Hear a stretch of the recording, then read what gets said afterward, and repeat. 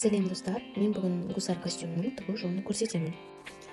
Ең алдымен костюмді пішіп қиып аламыз.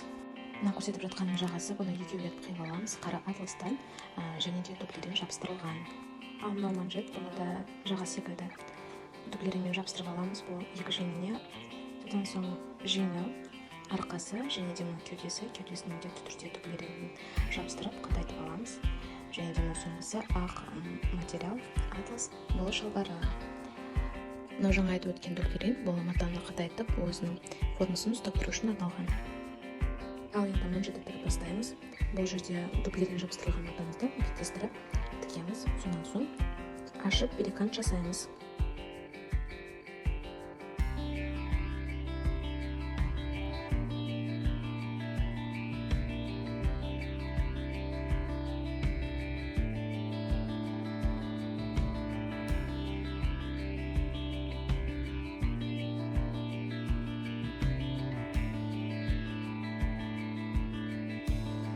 Тігіп болған соң міндетті түрде үтіктейміз.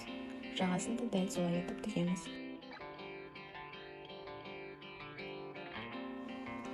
Енді жеңі, кеудесі және арқасын қосамыз.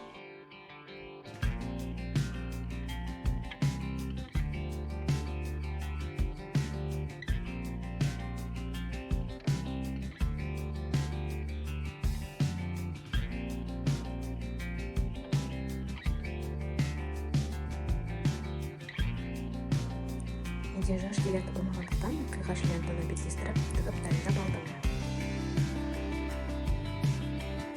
Енді сол лентаны жағамызға сән келтіріп әдемілеп тігіп аламыз. Кейін дәл солай кеудесіне де тігеміз. Бұл жерде тікпестен бұрын ара қашықтығын белгілеп бірдей етіп сызып дайындап аламыз.